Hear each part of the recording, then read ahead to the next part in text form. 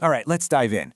Today, we're not just going to talk about writing, we're going to become architects. We're drawing from Mohammed AbdEllah's fantastic book, Academic Writing, Simple Concepts and Easy Skills, to learn how to actually build an argument, piece by piece, right from the ground up. So the very first thing I want you to do is kind of flip a switch in your brain. Stop thinking of your next paper as just a document you're typing out. Instead, picture it as a structure, maybe a house, that you are building from scratch. And where does any good building project start? With the foundation, right? It has to be solid. Well, in academic writing, that absolutely essential foundation is your thesis statement. Your thesis is, well, it's everything. It's the blueprint that tells you what to build, but it's also the bedrock you're building on. It tells your reader exactly what you plan to prove. And for you, as the writer, it's your North Star. Anytime you get a little lost, you just look back at your thesis and make sure every single sentence is serving that one core purpose. Okay, let's see this in action, because this is where it really clicks. That weak one on the left, water scarcity is a serious problem. I mean, yeah, it is, but what are you going to build on that? It's like trying to build on sand. But look at the strong one. It's so specific. It gives you these clear pillars: safe water, hygiene, schools, healthcare facilities. Now that is a foundation you can build an entire argument on. All right, our foundation is poured and solid. Now it's time to put up the walls that are going to give our structure its actual shape. In your paper, these are the topic sentences. Now, these aren't just any walls. They're the load-bearing walls. Every single topic sentence is basically a promise you're making to your reader. Right at the start of a paragraph, you're telling them, hey, here's the point I'm about to prove, and here's exactly how it holds up the main argument. And you can really see the difference here. The weak sentence is kind of wobbly, right? Offers a lot of benefits. It doesn't really hold anything up. But the strong one? Virtual reality can revolutionize medical training. Bam! That is a solid wall.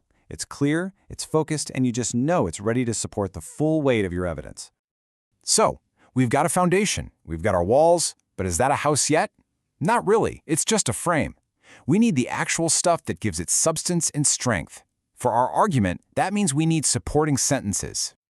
These sentences are quite literally the bricks and mortar of your paragraphs. They take that big claim you made in your topic sentence and turn it from just an idea into something that's actually convincing and credible. When it comes to building out these paragraphs, you've basically got 3 key materials in your toolkit.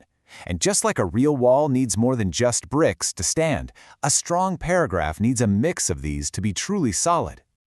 First up, you've got your evidence. I want you to think of these as the actual solid bricks. They're the hard facts, the statistics, the data, the direct quotes from experts. This is the solid stuff. Okay, but bricks alone don't make a wall, do they? You need something to hold them together. That's your explanation. It's the mortar.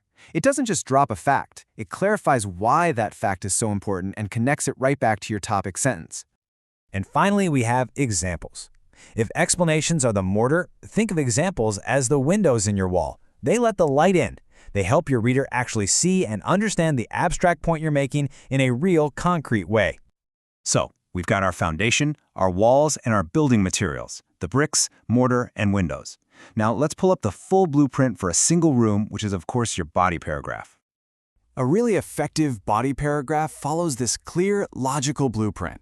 You start with the topic sentence, you bring in your supporting evidence, you explain that support, and then, and this is key, you use a smooth transition to lead the reader into the next room.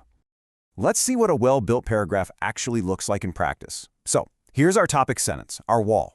One of the main benefits of implementing AI in education is its capability to provide students with personalized learning experiences. Okay, clear promise, I know what this is about. Now, how do they prove it? Here comes the first brick. AI can create personalized learning plans for each student. See, that's a specific piece of support. A full paragraph would keep going, adding more bricks, maybe some data, adding that crucial mortar to explain why it all matters, and then transitioning to the next point. That's how you build a complete, convincing room. So, when you zoom out, this is the architecture of your entire argument. The thesis, that's your foundation. The topic sentences, your load-bearing walls. Your supporting sentences, that's the bricks and mortar giving it substance. And the paragraphs themselves, they are the finished rooms, all coming together to create one strong, cohesive structure. So there you have it. The blueprint is in your hands. You have the tools and you know the materials. From now on, don't just write your arguments, build them. Build them strong, build them to be persuasive, and build them to last.